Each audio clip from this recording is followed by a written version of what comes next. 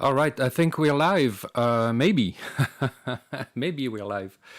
Someone tell me if the sound is working. Let me see.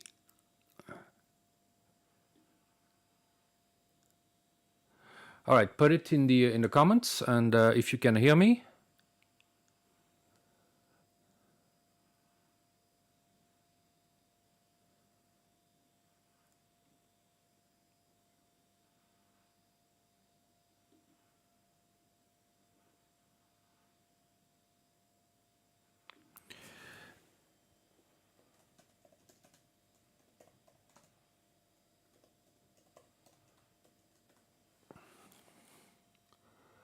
Le son est bon. Dominique, parfait, super, merci. Impeccable. Alors, de quoi on va parler aujourd'hui? Alors, c'est simplement pour donner mes nouvelles, des nouvelles surtout de la chaîne. Donc, bon, parce que j'ai pas vraiment... oh, what am I doing? I started talking to Dominique in French, and then I decided to go in French. But no, it's going to be in English. So, désolé Dominique, c'est en anglais. Okay, all right. So sometimes I'm not quite sure what I'm speaking at some, sometimes. Anyway, this is about channel news, basically, what's going to happen, what do I have in the pipeline. And I haven't been posting much lately, the last few months, I guess. I don't know, guys. I just... it's hard to find ideas sometimes and things to build and test and so on. So I have posted a few videos where I'm just operating basically at the beach or, anywhere else. Nothing really, no antenna builds or anything like that. And I really want to go back to that. Let me turn on the lights here, because I forgot to do that, of course. Whoops, hold on a sec. Anybody else here? Oh, Luke 308. 308 is a good number. All right, so let's see. Whoops.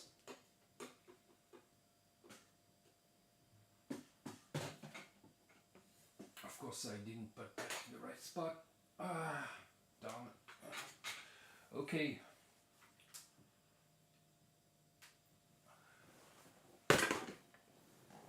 All right, hopefully it's a little bit brighter.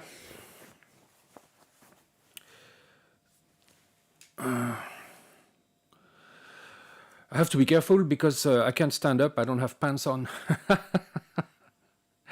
True story. Anyway. Yeah.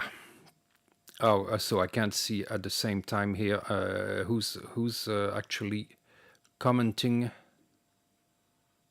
So yeah, I got some lights. That's a channel news, I guess. Little tiny LED lights, and they work pretty well.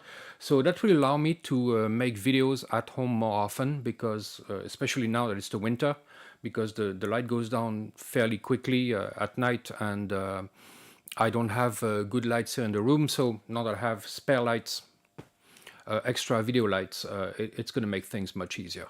Also in the field, operating, hopefully we'll operate, my friends and I, go do some camping. And you know what? This year, if they're not going, I'm gonna go by myself, because I really want to do more field operations. All right, let's see the chat. 15 people. All right, we have okay. Luke, enjoy seeing your portable videos. Yep. The Toyota is pretty. It's a pretty cool truck, I have to say. And I'm gonna have a motorcycle too. Well, I have it already, but I'm working on it. It's a Yamaha XT600 Ténéré. So I have a lot of work to do on it. So I'm not going to talk about that, but that's going to be another vehicle, so to speak, that I'm going to use for my quote adventures. Not really adventures, but outings, I guess. Chris here, November 9, X-Ray Charlie, welcome. All right, so I'm going to show you guys what I'm going to be working on. As I said, I want to do more antenna builds, and I was actually thinking of, and maybe you can suggest me antennas to build like that I haven't done before, but I have two antennas that I have in mind, and maybe you can help me decide between the two. And the first one is the good old G5RV, very well-known doublet type antenna, which is multi-band, uses a ladder line for the impedance matching, because of course it's not resonant. And it's, I hear a lot of people on the air, they tell me they have a G5RV. I even recognize it, in Morse code. When I hear it, I'm like, oh, G5RV, the guy hasn't even finished spelling it. So, but it's pretty common as an antenna. And maybe, I'm not sure if it's going to be practical, like for portable operations, because it's like a dipole basically, or I guess you can install it as an inverted V. So you need, well, I guess you can get away with one mast, but is it going to work? Maybe that's what I want to test, just to give it a shot. Also, I was thinking of it's called like a super gain NVIS antenna that I have been looking at that one for some time. I found an old article. I don't remember. I posted a thread on it on radiopreppers.com. So if you want to look at the specifics of the antenna, it's on radiopreppers.com somewhere. Search for super gain NVIS. It'll probably pop up. And that's an antenna. It's also a ladder line antenna, but the radiating element is made of ladder line. So it's basically a double dipole made of ladder line, and it's supposed to be about 7 to 8 feet off the ground for NVIS. So you send your signal straight up, and it kind of rains down in a regional pattern. And you have 3 reflectors, one right below the antenna, and 2 on the sides, spaced by like 6 feet or something like that. So 3 reflectors and a main radiating element. Problem for that one is that it's kind of expensive, because I'd have to buy some supports for the for the antenna, and lots of wire, because of course you have 3 times the length, 3 reflectors, and also quite a bit of ladder line to make the main element. So if you want to help out the channel, help me get all that stuff, choose the get me a coffee link there, and you can set the amount and help me out. That would be greatly appreciated. Patreon, of course, but that I get later. Anyway, those are my 2 antenna projects. I kind of have a third one, and that's a UHF Yagi multi-element, and I have the parts already. But it's such a pain to cut all those all those little rods, aluminum rods, to the right length and stuff. I'd have to be in the mood to kind of do that. And honestly, I've been lacking motivation lately. I have to admit that, and I don't know. I never get depressed for some reason, but sometimes I have those, little bit of a, lack of motivation. Yeah. So I'm doing better now, I guess. So resolutions for the new year, I guess. I'm not sure, but. And that's why also I decided to do this live stream, because it's time to announce new things and kind of restart the channel, jumpstart it a little bit, because it's slowed down. I slowed down, so, and I wanted to kind of get back into the game. I also have other hobbies, and so maybe too many. So it's sometimes I just switch from one to another. I kind of put one in the back burner and switch to a main one. I don't know if you do that too, and I can't do everything at the same time, because one, I don't have the time, I don't have the money, and it's just too much. So, all right, let's see the comments. See if you have questions. I see technical questions. And James Gifford mentions that he loves his G5RV. Walk DX and hunting POTA. Parks on the air. Mine is permanent, not portable. Okay. But parks on the air, so how is it permanent in a park? Like, do you have a second one, or do you sometimes take it for portable operations? Let me know. KN4MMR here. Please do build or explain simple antennas with hard launch angles for good DX. All right, so yeah, it depends. It depends because some of the antennas that I build are not for DX. They're for NVIS. And for example, if you use a dipole, whether it's going to be a good DX antenna or NVIS antenna also depends on the height. So how high can you install it? If it's close to the ground, it's going to shoot up, the signal, and it's not going to be a good DX antenna.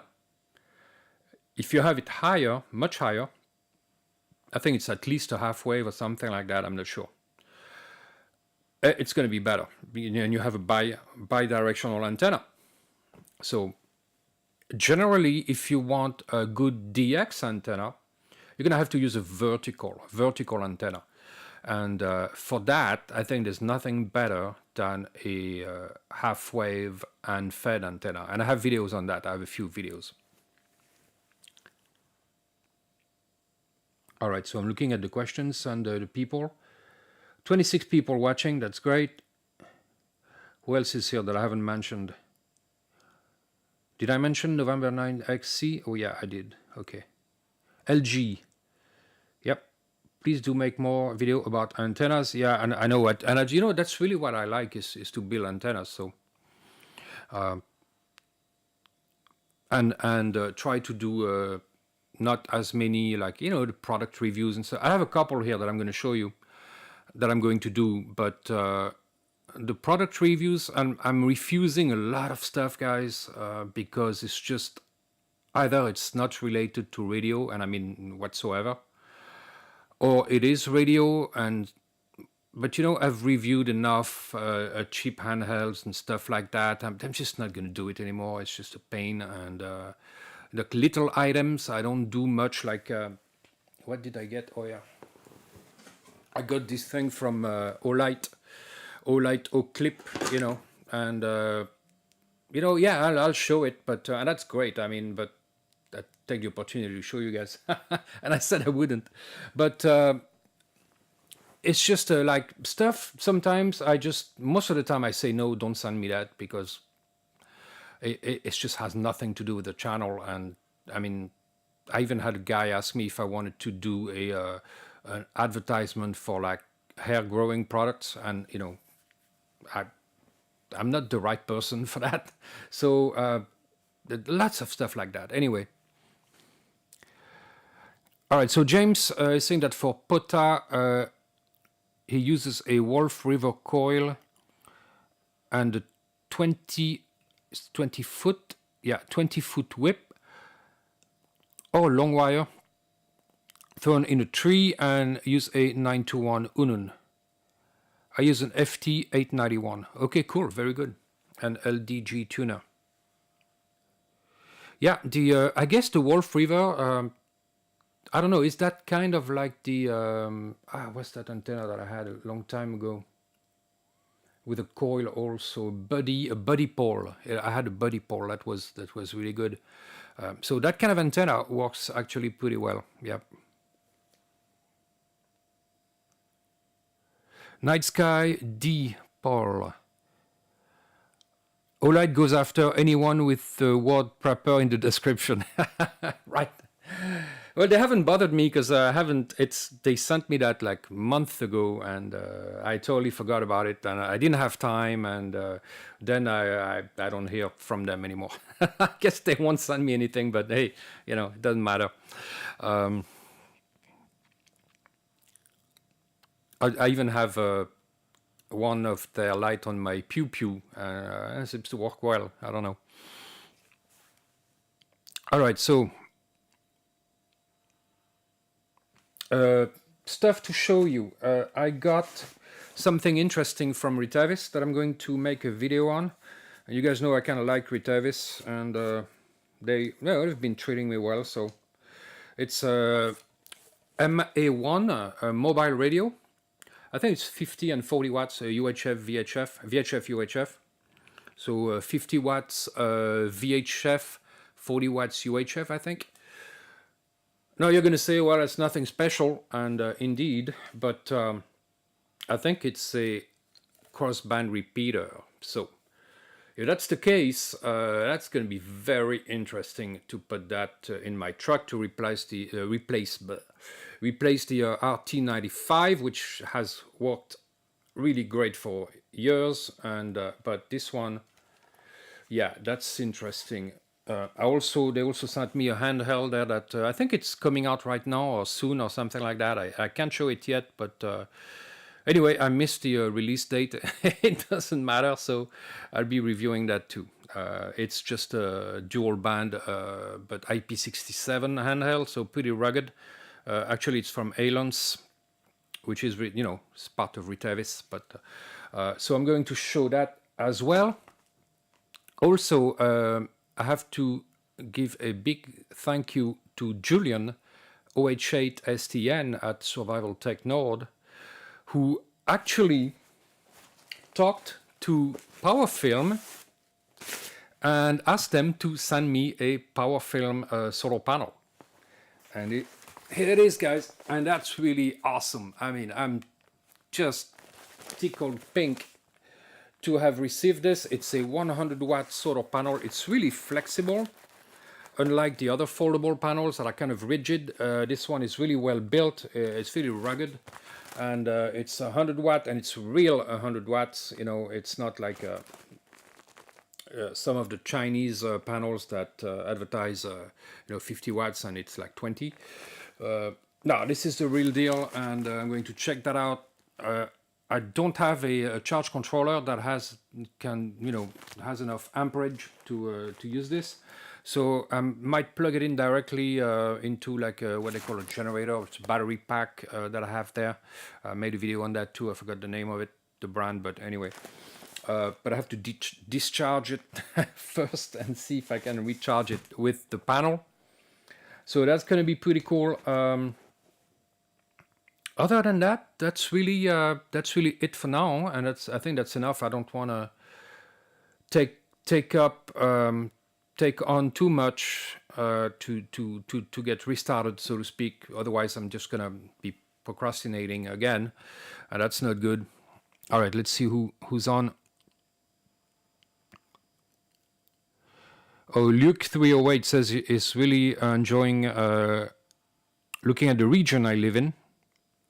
And yeah, and about that, actually, there are some really amazing, cool places around here that I haven't been going to. I've been going to places really that are up high and that have a good view to the radio, view, so to speak, so that I can get good contacts. But there are some amazing places around here, like caverns, underground tunnels, old ruins, bridges across, suspension bridges, stuff. I mean, amazing stuff. And I'm going to try to show that a little bit more and maybe operate my radios in, might as well operate in interesting places, right? So that's probably going to be kind of a focus this summer, I'm hoping. And yeah, you guys will like that. All right, let's see who's in the chat.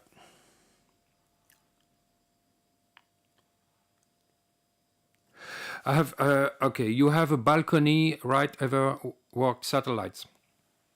I did one video on QO100, which is the stationary, geostationary satellite, which is above Africa. And it was reception only because for transmission, I would have to buy an SDR, and a good one. It's like $150 70 euros, something like that. So I don't have the money to do the transmission. The downlink is 10 gigahertz, and I have what it takes. I have the parabolic antenna, small one, small dish, and I have the head, the receiving head. I don't LNB, I think, yeah. And reception works. I receive in 10 gigahertz. It's converted to 700 some megahertz, and into my computer, and that works just fine. You can check the video on QO Quebec Oscar 100.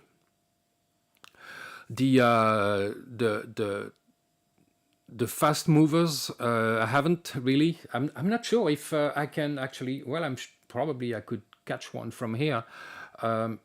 I'm open to the north, so I'm not sure. From Antibes, open to the north. Basically, I have the city of Nice over there, and that's pretty much it. I'm open towards a little bit towards Italy, but more like northeast. So I'm not sure. I have to look into that. It's for prepping. I really haven't considered it too much, because you can only make like a very short attempt at making a contact, like 10 minutes, and you need to follow it. You need to know when it's going to show up, where, when, all the information to point your antenna. It's not easy. I wonder if it's even practical for prepping, really. I haven't really got into it for that reason. So, but who knows? We'll see.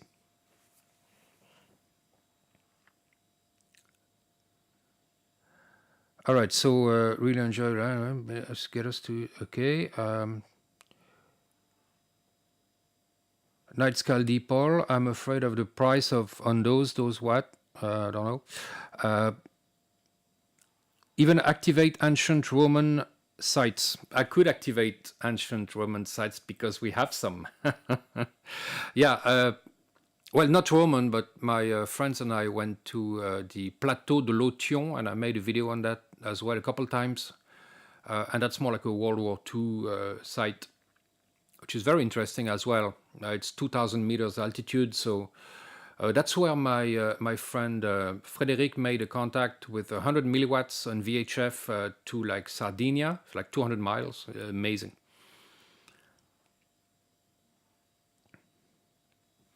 Yeah, and I kind of I'd like to find, in the region, I'd like to find like a cavern, like somewhere, I guess like a bug out cavern. I don't know. A cave, that's not like dangerous, but problem is that the caves that are not dangerous, everybody knows about them and people just go there. So I don't know. I used to do cave diving, scuba diving, cave diving in Florida. And you're going to think I'm crazy, but if you have the right training and the right gear and you do everything right, you can minimize the risks. But I'm more afraid of dry caving than I am of wet caving, so to speak. So I don't know why. I don't know. So I would be, and of course, you need to be in good physical shape, capabilities. And actually, I've started to I put myself on a diet, so I do alternate day fasting, which means that I eat every other day. And in 6 months, hopefully I'll look a bit different. We'll see. All right, let's look at the chat.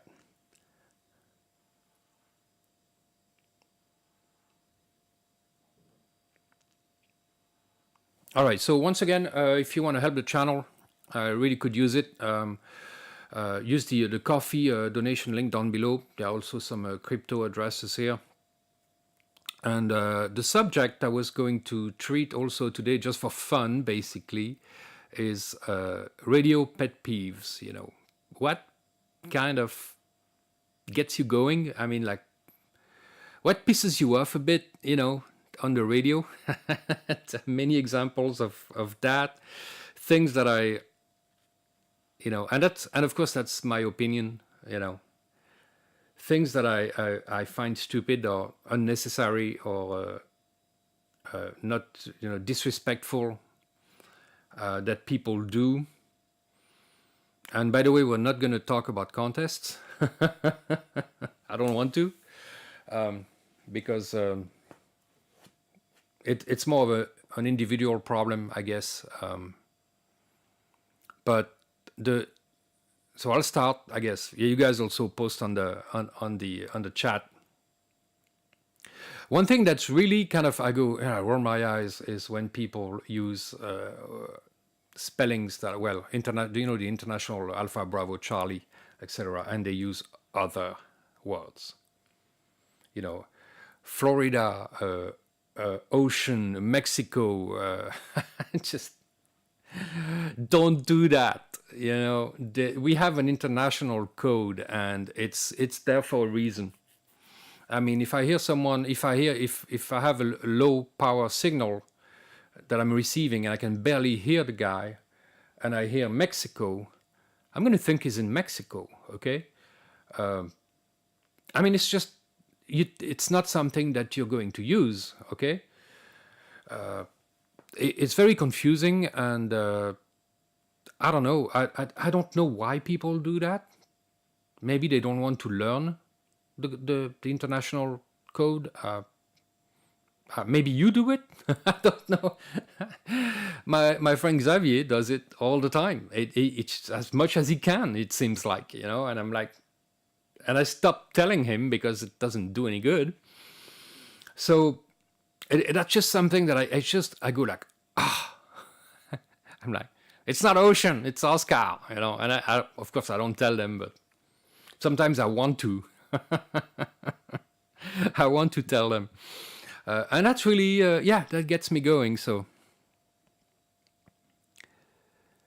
All right, so LG, we're not going to talk about it. All right, SM6 YEC on a Swedish amateur radio channel. Excellent, Sweden. My boat was built in Sweden. It's Havsvidra from, I think it's part of the Fiskatra group, so, yep, interesting. All right, so my nuisance, so that's Night Sky Dipole. My nuisance is everything going DMR. Yeah, well, but the thing is that DMR, you don't hear them typically. I mean, I don't know, except if you're scanning the frequencies and you hear the weird noises that makes. But otherwise, DMR, you don't really hear the DMR. So, but hey, we all have our pet peeves, right? All right, so another one, and I heard that yesterday again, and I hear it almost every time I'm on the radio. You find a frequency where people are calling, there's activity, and you have someone usually calling DX, and you have a few people trying to reply. And then you have the guys that just come in there and start tuning smack on that frequency. And I mean, come on, guys, just move away like 3-4 kilohertz, and do your tuning. It's not going to make any difference. But no, they have to go, stay on that frequency, and boom, you hear the tuner and you hear the signal and stuff, and you hear only that, usually. And I just don't get it. I mean, do you think of other people, And people do that. And, when I tune, I always go somewhere else. I listen for a little bit. If I don't hear anybody, I tune. And that's the way to do it. You don't listen to someone chatting with someone else and you tune on top of them. But people do that. And I think when, it's going to keep happening. I don't know who taught them how to use the radio, but maybe it's not taught, I don't know. It just doesn't make any sense. I mean, it's just the fact that they don't think about it, that it's going to be a nuisance, So, yeah, that's my number 2. All right, let's see if anyone is posting anything else. Okay, so Night Sky, not a problem hearing DMR. I just get excluded from repeaters. Oh, okay. Yeah, I think sometimes, people they just kind of like technology too much. And if something new comes up, they have to use it when it's really not necessary. I mean, DMR, I mean, from a prepping standpoint, of course, because this is a prepping channel as well, from a prepping standpoint, the only advantage of DMR is encryption. Of course, it's illegal in regular times, so don't do it. But you have that possibility. Nobody can listen to you, if you don't want them to. So that's a big advantage. But you really need to have a group of people with a shared key, encryption key, to use DMR. Otherwise, I don't see the advantage. There's no advantage to me using DMR. I mean, you're not going to get more range. It's just technology for the sake of technology, and yeah, I don't see why. Even the modern radios, the new radios that come in the market now, they're software based, and engineers they just want to add features. I mean, the more features, the better. And I'm sorry, I just don't agree with that. The more features, the more confusing the radio becomes, and the more complicated. And the problem is that if you don't use it all the time, once a week at least, if you have a few radios that you use, so you're going to use a radio maybe, I don't know, 2 or 3 times a year, you just forget how to use it in between. So I like simple stuff. I think we are inundated with new technologies and features, and some of it is good, but some of it is just to sell stuff, and that's too bad. John, G0GCQ, good afternoon. Afternoon for you too. John is in England, of course, I guess. Can Motorsports. My pet peeve is people doing POTA and only giving call sign every 6-7 minutes. Oh yeah, because you have all day. You can listen to him all day. That's what you want to do, right? Yeah, I understand that. People don't give their call sign. They call for very long periods of time, and they don't mention their call sign. And I guess it's legal because I think it's only every 10 minutes that you have to. But really, if you just stumbled upon the frequency, you don't know who it is. You can't check it. So, yeah, people who call like that, give your call sign, every couple minutes, so that people don't have to wait and to see if they're even interested in the contact. So, yeah, I agree. That's a good one.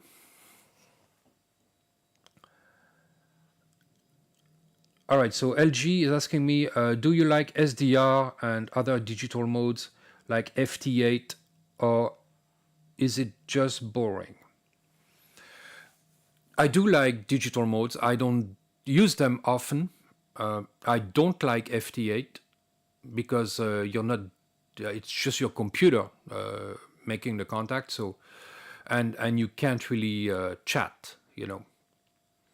So if I want to check, check if an antenna is working, I use Whisper, and otherwise I like to use JS8. JS8 is actually based on FT8, and it's actually a great prepping digital mode because you can actually chat, you can relay messages. I mean, it's awesome, and you can really have a conversation. It's made for that, unlike FT8. And I think it's a great mode because the performance, of course, is the same as FT8, so it's excellent. I think minus 24 dB below noise level. 24 dB below noise level is just, it's crazy. It's hard to imagine. So JS8. Check out js8call.com. About to sneeze. js8call.com. You can download the software and give it a shot. It's really, really good.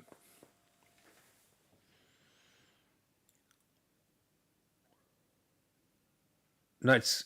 Oh, it's Night Cry, not Night Sky. I said Night Sky. Sorry. Sorry, Paul. Okay, I love JS8. FT8 is my propagation test. Okay, yeah, I use Whisper. I use Whisper for testing propagation.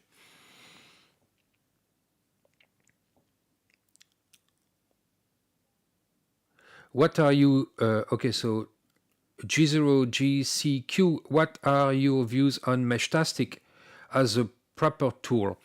I really like Meshtastic. I use Meshtastic. I developed a whole network here in the south of France, from Antibes to pretty much to Monaco. And I started alone here. I started with one node, left it on as much as I could, and made a video about it. And then I started seeing people. A week later, someone popped up, and I'm like, oh. And I asked, I said, did you get one because of my video? He said, yes. That's Sébastien, yeah. And he's not far from here. It's just like 7 kilometers from here, just a few miles. And then more people started. My friends started getting them. My radio buddies, and then I think we're probably like 20 stations now, maybe 25, because I did a presentation at the local hackers lab, and we probably gained 10 units there. So we have a good coverage here, really. I think Meshtastic is really, really good, yeah, because first of all, you can see who's around, but you can also have a private encrypted channel, and for prepping, it's excellent. Also, you can have, if you're, let's say, bugging out, which really should be avoided, but if you have to evacuate something, or you have to just, you're forced to leave your house, it's one more tool that you have that doesn't take any space. It's ultra light. It's so tiny, and you can recharge your node with a very small solar panel. I only see advantages, guys, to using it. And here we are on long fast, 868. Of course, in the US, it's 915 megahertz. Here it's 860. I think it's actually the frequency is 869.4, something like that. But it's 868 anyway. That's the band, and it works awesomely. I mean, we've done distances like 60 kilometers, 30 kilometers, 20 miles, no problem.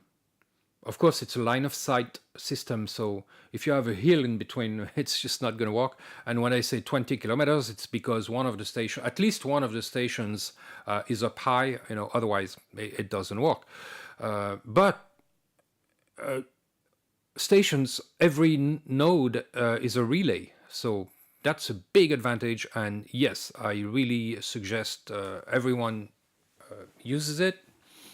And especially here, and I think I probably started some kind of a movement in France, actually, which is great, because there wasn't that many people using it. There were people using it, and they even have a group that's called Golix, which is, they have different settings. So the problem is that we can't communicate because they use long moderate as the mode, and not long fast, so it's not compatible, and that's too bad. Because, in some regions it extends the range a bit. I know there is a big problem in Paris, because in Paris they have that Helium network for crypto. It's a crypto network that uses 868 megahertz, access points, and it causes a lot of problems with Meshtastic, and they have a big problem in Paris because of that. So they have to use different settings. But yeah, it's awesome. All right, so Nightcry, I have kits built for Meshtastic, 8 older Android tablets, oh that's cool, and small nodes ready to hand out locally in a disaster. That's awesome. And you know, that's really good because it's not expensive, so you can buy a dozen. You know, it's not going to ruin you. And have them ready. Put them in a Faraday box, you know, so that in Faraday cage, so that they're protected against an EMP. And I guess it is a good idea to have old tablets and old phones because people are, you know, generally not going to protect their phones and tablets and stuff. So if there is an EMP, well, you know, if you still have if your nodes are all protected, but you don't have a phone or a tablet or computer, it's not going to work. So, yep.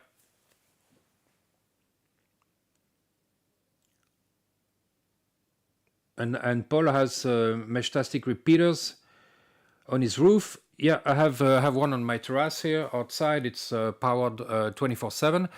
I have one, and that's a rack. Link down below. Also, I have one on my truck. That's on the hood of the truck. You guys see bonnet. It's also powered 24/7 because the current consumption is like nothing. So it's always on, and that works really well. And I have portable nodes, of course, that I carry with me, and I always have one because I have an EDC bag.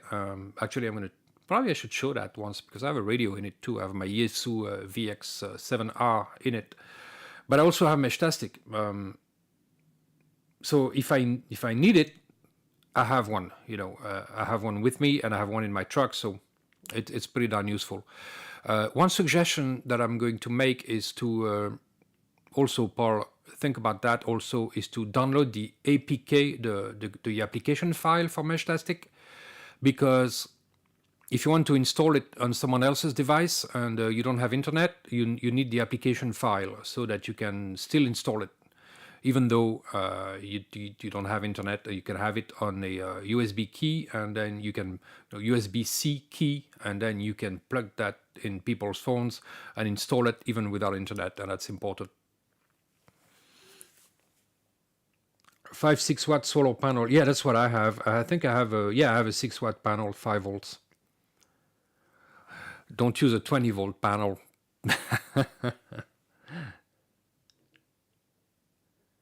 All right, so you're all set, Paul. You're all set. I can tell. That's great. All right, so don't hesitate to ask other questions. You know, and I'll move on with the pet peeves. One thing that really pisses me off is when someone goes on one frequency, and often it's like a QRP calling frequency or something like that. And the guy calls and calls and calls and calls, doesn't wait in between one bit, waits for like, sometimes they even wait like 1 second between calls, or 2 seconds, you know, and keep on calling, and I'm talking Morse code here.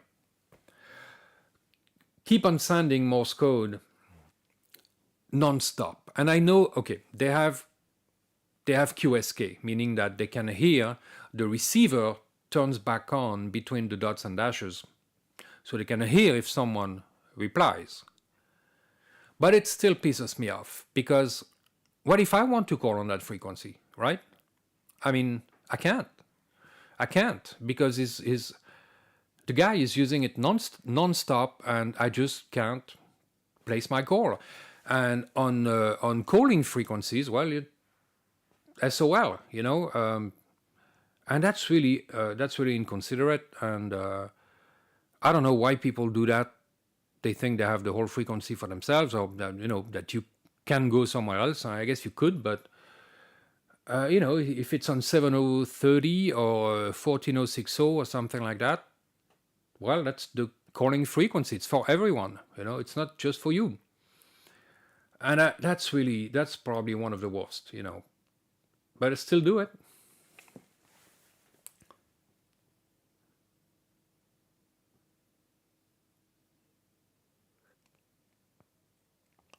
All right, so I got $10 from Can Motorsports. Thank you very much. That helps a great deal. I'll tell you, that's awesome. I don't know if you use the coffee thing, maybe, but thank you very much, guys. If you want to help out, like Can Motorsports, please do use the coffee link, coffee donation link down below. I could use it, I'll tell you. Also, if I want to build if I want to get the stuff to build the G5RV or the Super Gain NVIS antenna, that's going to help a great deal as well. And most of the time, at the end of the second week of the month, I'm I'm pretty broke, so it helps a great deal, guys. Thank you. All right, so what else?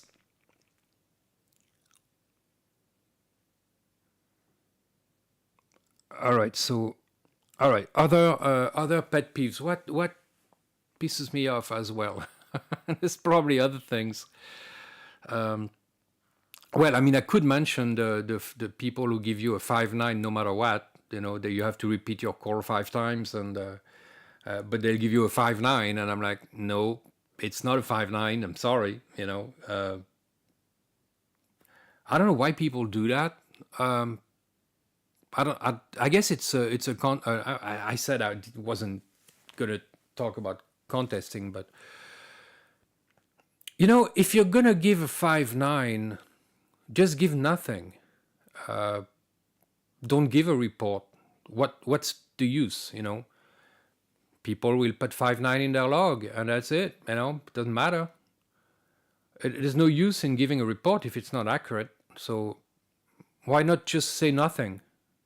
Well, save time. I mean, they make very quick, short contacts. Don't send a report. There is no. And if if the guy doesn't send you a report, that he means 5.9 and that it means nothing.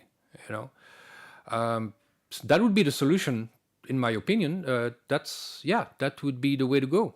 But for some reason, people still give 5.9, 5.99 or a 5.9 report for nothing. I don't get it. I don't know.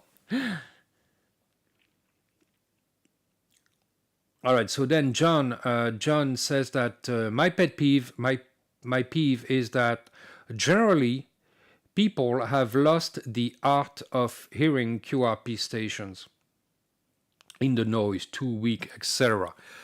Yeah, that's probably true, and I haven't thought about that, but I think that less and less people have good antennas, so to speak, because they don't. Well, a lot of people don't make them themselves, so a lot of the times they'll buy an antenna because it's because of marketing, basically, and good marketing. They'll see an antenna, oh, it's awesome, they'll buy it. They're not quite sure, or maybe that antenna is not good for their location, or the way they want to operate. Maybe it's not a good match for, and I don't mean SWR. I mean it's not a good match for their situation, for their radio, or their. I'm not going to say their skill level because I don't really, I don't know, but sometimes you have an antenna that you bought because you saw an ad somewhere, or someone else said it's an awesome antenna, and it's an awesome antenna for them. Doesn't mean it's going to be an awesome antenna for you. And I think that to find the right antenna, you have to you have to experiment with different ones, And if you don't want to spend a fortune, you need to make them yourself.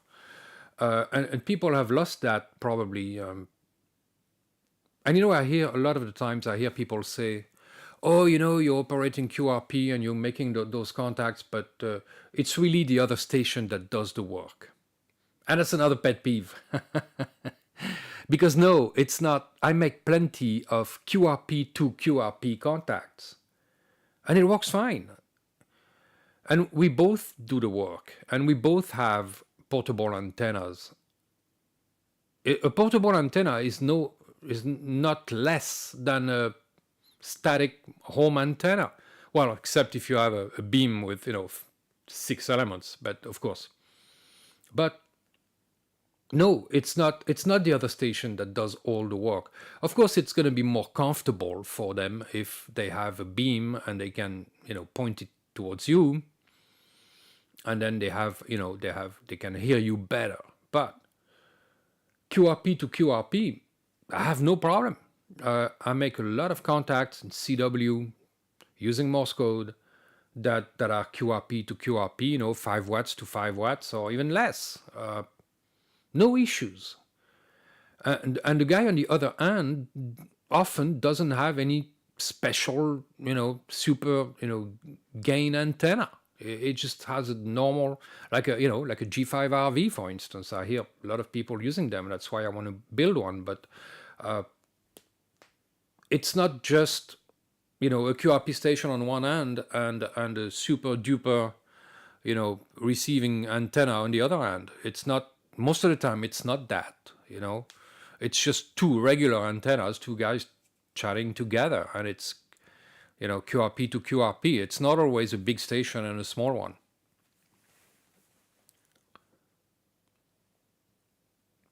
All right, so and I got a coffee thing from who signed that? Blah blah blah. It's the coffee bot that posted that. Well, guys, you have the link in the chat here. Click on it. Stu, it's Stu. Stu, thank you very much, man. Awesome. Now I can put diesel in my truck tomorrow to go to work. All right, so let's keep going, guys. This is fun. And I'm glad to say that you guys are pretty respectful, and I like that.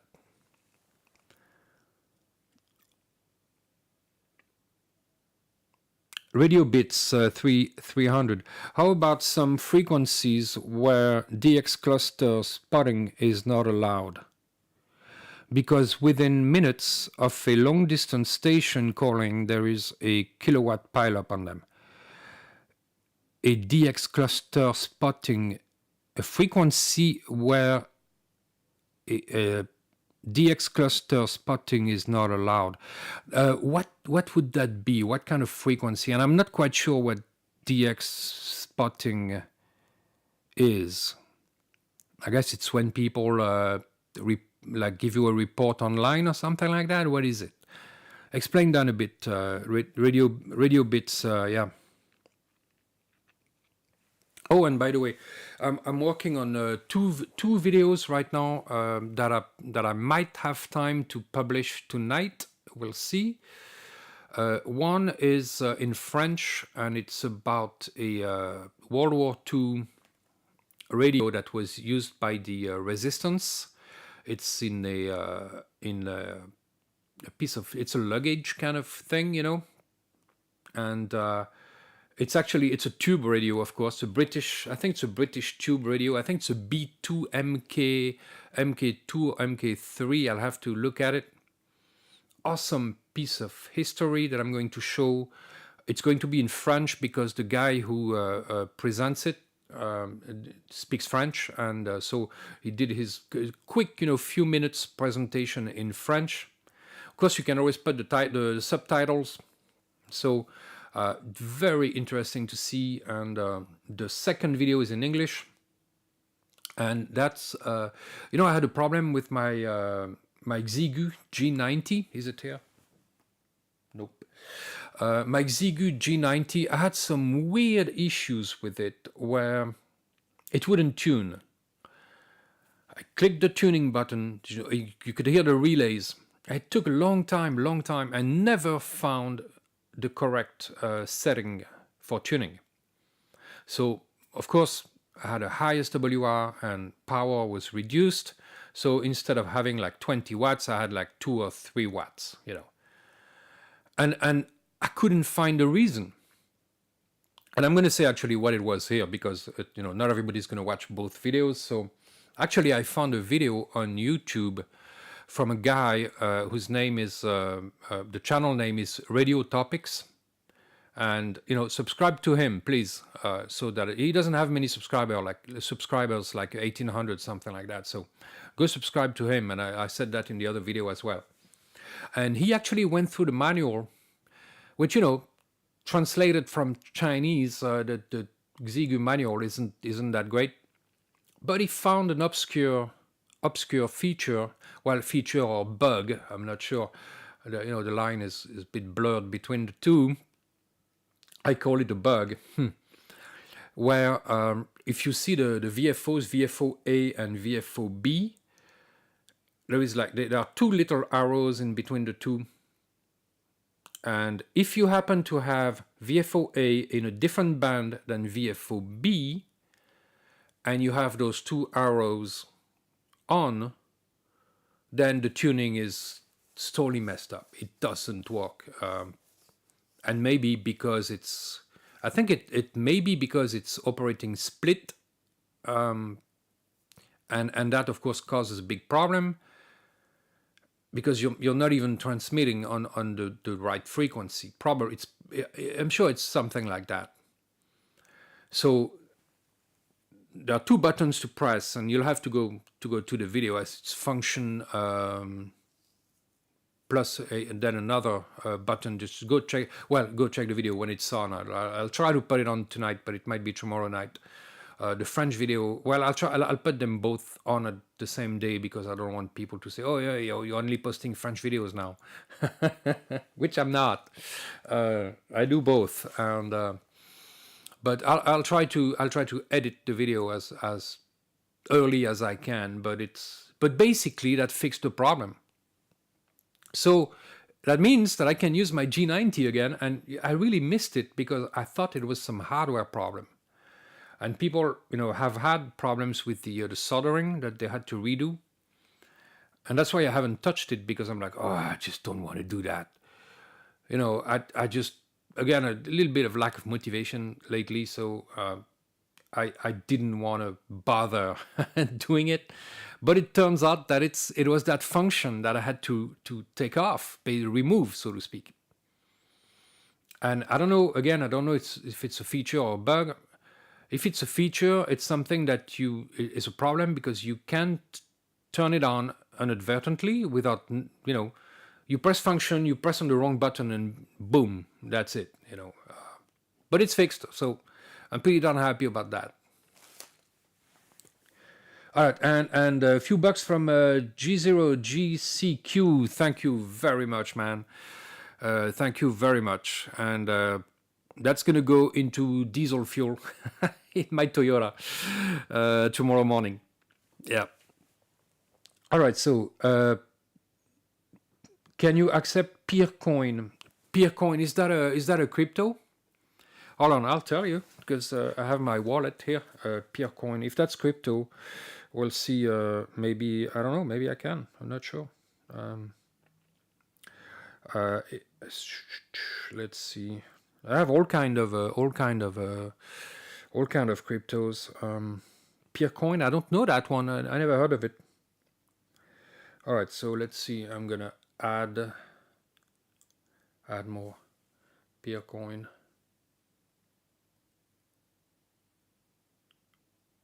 Nope, I don't have Peercoin on that wallet. So I don't know if they have it on Coinbase. I'm going to check Coinbase. It would have to be something that's on Exodus or Coinbase. All right, so search Peercoin PPC. Okay, let me see. Might be able to give you an address for that, if they have it. Oh no, it's only available on Coinbase wallet. I don't have Coinbase wallet, so down. I'm gonna look into that though. The name sounds interesting, Peercoin. I don't know. Yeah, I don't have the Bitcoin wallet, and otherwise I have to set up a new wallet. It would take time. Yeah, so look at the other addresses that I have down there. Any of those or any of the common coins I can take. Thank you. Awesome.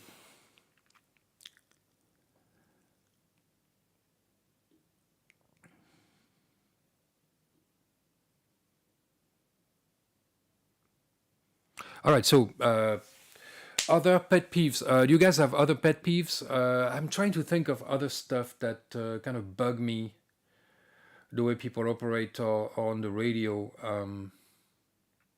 And really, those that I mentioned are the main ones. You know, I don't really often have problems. The one thing that I kind of find regrettable is that usually people don't chat much. And I don't mean, you know, they don't have to chat for 20 minutes, but sometimes I just want to know a little bit, you know, the person's name, maybe the radio they're using, simple stuff, you know, their QTH, the city where they live, simple stuff like that, just to make the contact a little bit more interesting, instead of just, you know, giving a 59 and 73 and goodbye, you know. Personally, I don't collect contacts. I don't care. I'm not a lot of my contacts are on like little pieces of paper that are everywhere. They're not in a logbook, but they should be. I guess it's a logbook, but it's like it's a spread out logbook, so to speak. And to put it together, it would take me a lot of time to find those little bits and pieces of paper everywhere, in boxes and folders and you know, who knows where. So yeah, I'm not really big on that. But for some people, it's very important. I understand. I mean, it's, you know, it's just it's a form of collecting, I guess. But just, you know, just maybe make a contact a little bit longer. Tell me the name of your cat. What about that? You know, or your dog? I don't know. All right. So yeah. So yeah, donation from GC. Thanks a lot, man. Awesome. It's funny that it doesn't show how many people on the video here. I should have there's an applet there that should be showing the number of people connected, but it doesn't. It worked before. I don't know why it doesn't work anymore. The YouTube says 0, but we are 34 people. No, 24 people. 23 people. Someone left. I must have said something wrong. Well, it's dwindling. You know, we have. I guess we have enumerated all the pet peeves that are kind of annoying.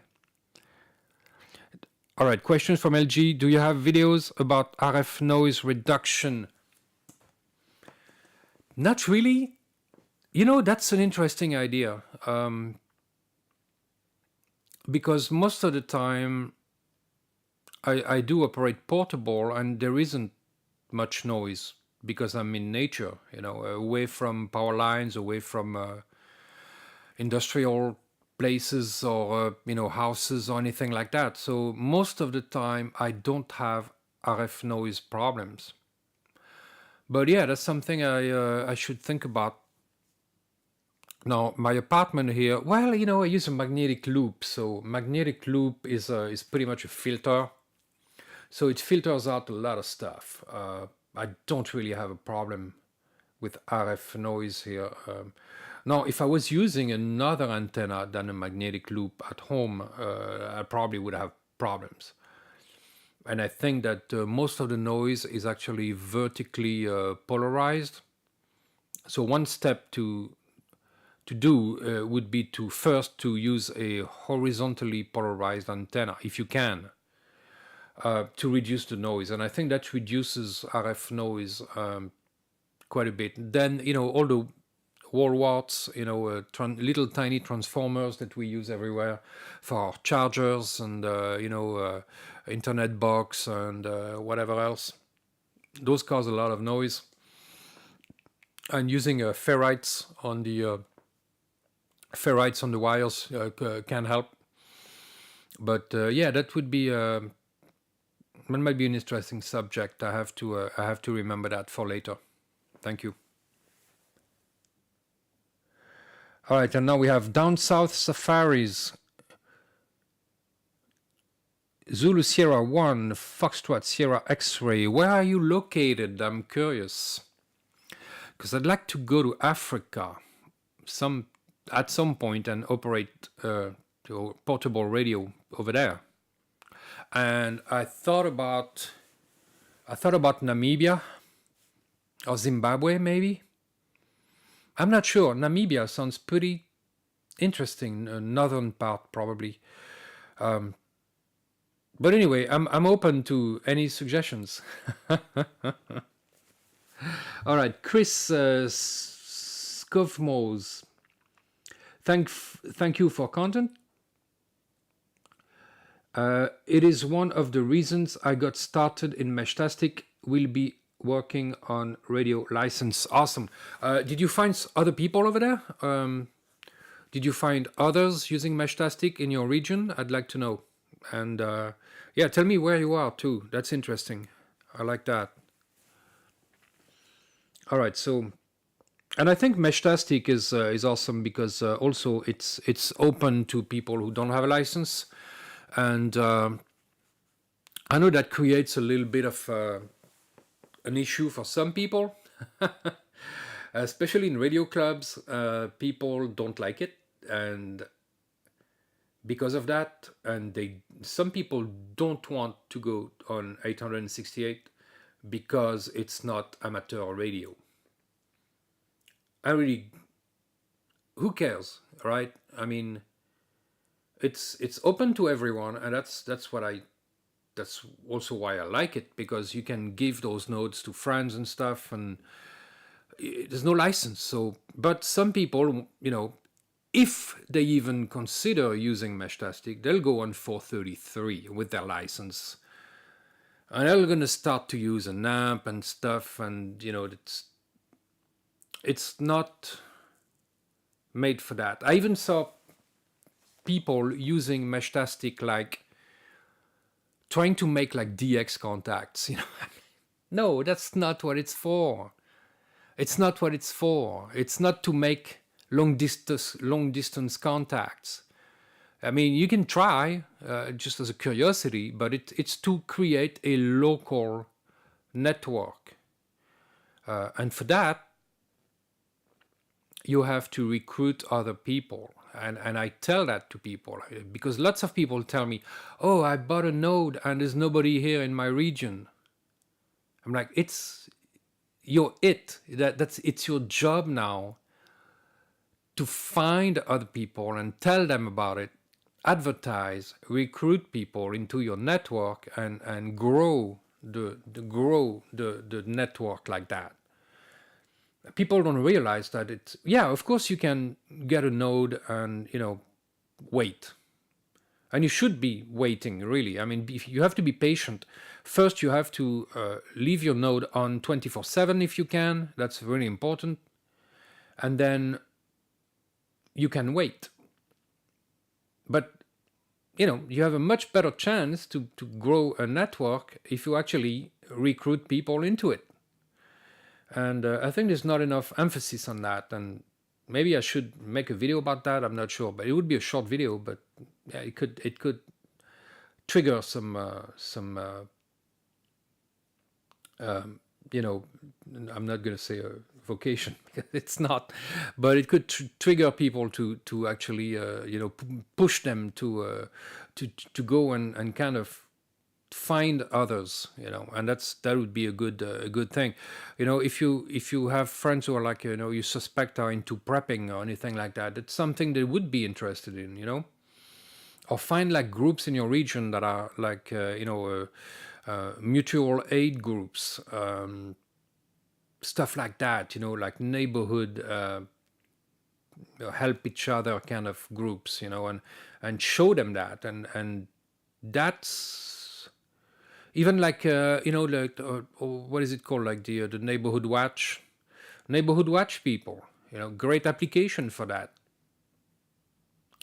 If you have, there is like a power outage, how do you communicate if you don't have internet and your phone doesn't work?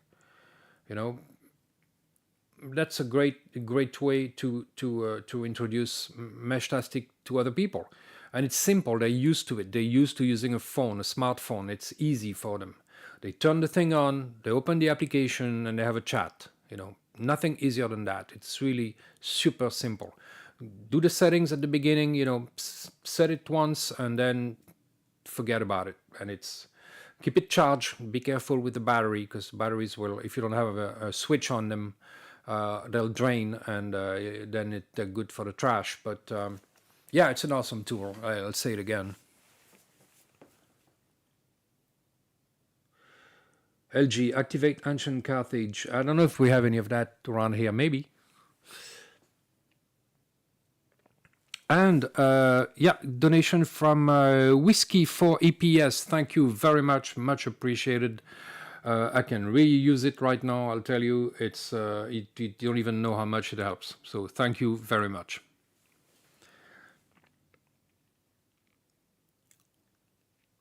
All right, so that's pretty much, well, I'm going to take last few questions, guys. So if you have technical questions or other questions, go ahead. And then we'll just call it a day. And here we have, I didn't see Michael Cade, KI5SPA. Good morning from Southeast Arkansas. Awesome. I think I went to Arkansas once. Darn. Was it Arkansas? I think it was. I went to like a big hotel that was way back in the days where they had a lot of mafia guys going there, and they have like bath stuff, bathhouse. It's like a bathhouse hotel kind of thing. I think it was in Arkansas. Do you know that place? I took a photo there, I remember. And I was worried because those bath gizmos that make like, the bubbles in the water and stuff, but they had like the 110 wire going to the thing. I was like, I don't want to stay in there, if there's a short or something, I'll be dead, and yeah, it's a huge hotel, and I think it was like a lot of mafia guys going there. I don't remember. It was famous back then, like probably in the, I don't know, 30s, 50s, I don't know. But you probably know about it. Just post in the chat. I can't remember the name of it.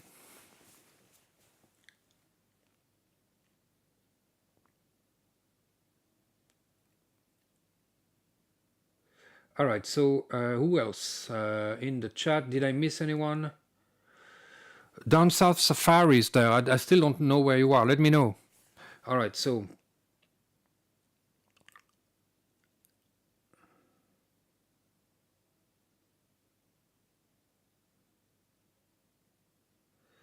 and let's see. Yeah, we have. Yep.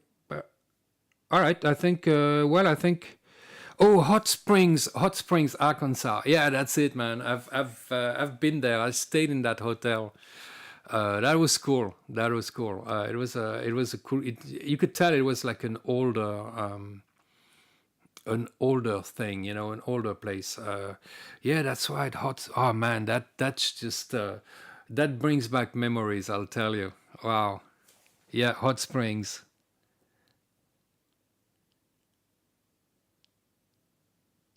Yeah, it was a cool state. I remember. That's I kind of liked Arkansas. Lots of wooden areas, if I remember well, and hills and stuff like that. Yeah. It was pretty cool. All right, I'm checking the chat again. It's been what? How long have we been on the air? I don't know. 76 minutes. All right, cool. Well, I think the pet peeves, I think I've mentioned them all. Most of the time I'm operating CW, so Morse code. And also, I mean, the one that I could add, I guess, is that people use but that's not just CW. People use way too much power. Way too much power. Amps, like hundreds of watts and stuff like. Why? Why? And of course, some cases, yeah. I mean, in some cases it can help. I understand that, but in most cases they could lower the output and still make a great contact with no issues whatsoever. Well, yeah, I can't really call that a pet peeve. I mean, it's just not such a big deal. But to each his own.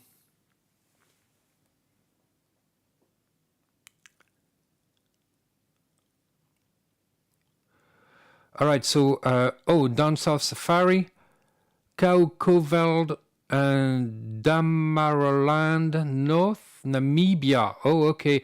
So are you from there, or because Namibia is somewhere I'm considering visiting if I can scrounge enough money.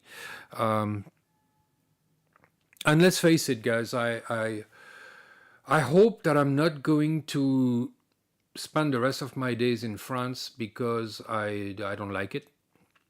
After spending 22 years in the US, there are so many things that I don't like here, the mentality, I don't know, but it's just it's not for me anymore, So I'm thinking maybe I should try to find another place to move to, but that would be difficult. But it's not impossible, and I mean I've done it once, so I could restart at zero somewhere else. And Namibia was one of the places on my list. Yeah. And let's see, LG. You can also hunt actual diamonds at a state park in Arkansas. Crater of Diamonds State Park. Oh, we missed that one. Because my girlfriend and I at the time, we actually toured the oldest, or not all, but at least most of the state parks on our route from Florida to up to Seattle, basically. So it was a big trip. It took 2 months. Drove 13,000 miles. That was awesome. And we went by Arkansas, so that was cool. Capone's headquarters. Yeah, that's it. That was Capone's headquarters. Yep.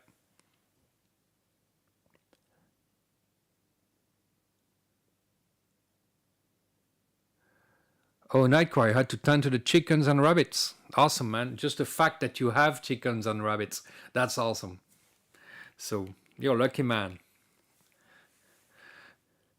Sometimes I think that I'd rather have chickens and rabbits than a wife, and I don't have a wife, so maybe I should get chickens and rabbits. Yep. But in my apartment, it's not really possible right now. Good luck escaping, Jill. Wish the best for you. Okay. Well, thank you very much. Much appreciated. Thank you. Yeah, I always enjoy those live streams. It's like I'm talking to a bunch of friends, All right, so we're not going to make it much longer, guys. Last questions, last pet peeves, last suggestions, requests, whatever. Go ahead. Last coffee donations, if you can. Always appreciated. I wouldn't ask if I didn't need it. I'll tell you that I don't like mentioning it. But hey, it's entertainment, right? Somewhere, somehow. Yeah. I guess when you go to the theater, you're right. You can buy a ticket. But hey, yeah, that's it's again, I don't like doing that, but it's just I spend a lot of time on making videos, and it's just hours and hours and hours, and it really brings a smile to my face when someone just helps out and sends me a few bucks. You're like, okay, people like what I'm doing. Maybe not all of them, but I actually don't have many complaints, I have to say, and I'm pretty glad about that. Actually, the people who complain the most are the French people. So, and I'm not surprised, but that's how it is. and it's just maybe one of the reasons that I don't want to stay here. I don't know. Uh, it's more a matter of taxation mostly, and a lot of stuff here is. I'm not going to talk about politics, but it's a lot of stuff are prohibited. Everything is prohibited here. If you just most of my hobbies, there is some aspect of it that's prohibited or heavily regulated, and it's just a pain. It's just everything is just they don't let you do anything here, and it's just it's not easy. All right, so let's see. Last comments. Okay, so down south safaris, logistics in Namibia are extremely difficult and expensive anywhere inland. The desert. Yeah, I understand that. Yeah, LG. Well, the U.S. can invade here. I'm gonna be clapping. I'm gonna be hanging up my American flag out the window if the U.S. invades France. I'll tell you. Yep. Forget Canada. Forget Canada. And Panama. Invade France, please. All right, so so logistics in Namibia. Yeah, I can imagine that would be difficult to get anything down there, especially. Well, I wouldn't. That's why I probably would want to go up north. It seems to be greener, and well, I guess you just got to bring everything with you, and everything in the kitchen sink. Yeah, I guess. And I can imagine that to buy stuff like radio gear and stuff like that, that's gotta be difficult. I mean, you can't just like order stuff on AliExpress or Amazon, I guess. How do you do it? I don't know. Maybe you order stuff to the capital and Windhoek, I think. Yeah, and go pick it up there. I don't know. I don't know how people do it, but. But I don't need that much. I mean, and I just I just want to live somewhere where nobody bugs me, especially officials. Yeah, and that'd be nice. That'd be nice. Why am I blue? Like I'm all blue on the color. Oh, those are those lights that I'm using. Oh, one of them is off. The setting, I guess I'm all bluish, but yeah, sorry guys. Just to realize that. All right, so we're gonna call it a night. Thank you very much to the people who sent me a coffee donation here, so I can put some diesel in my truck and get the stuff for the G5 RV or the Super Gain. I'm not sure. I'll probably start with the G5 RV because I really want to test it. Some people seem to love it and some don't, and I'm like, which is it? Is it good or is it not good? So can it work QRP? Can you do QRP with the G5 RV? So I have a lot of questions that I want to answer myself. So yeah, I'll build the G5 RV. That's going to be my next project. So all right, guys, I wish you all a very good night. Move to Texas. Yeah, Texas. Actually, Texas would be an option that I would like. Utah seemed to be very interesting to me as well. Now, of course, the best would be probably like Idaho, but I was there in August, so the winter I'm not so sure. I don't think I would like Idaho in the winter. I don't like the cold at all. So Utah would probably be better. Texas would be fine. Southern Texas maybe. Yeah, those states of Arizona. After that, we're moving more to Arizona is kind of lots of desert. Utah as well. But I went to New Mexico also. Roswell actually. Drove by Roswell. New Mexico is very desertic. Is that a word in English? I'm not sure. It's desert, arid. Nevada. I went to Death Valley, Nevada. It's also very well, there isn't much vegetation, I guess. Utah, there's still vegetation. I mean, it's not like, you know, I don't have forests in Utah. I didn't see any, but it was pretty cool. I know northern Texas has forest and stuff, right? Yeah, Richmond. Okay, Richmond.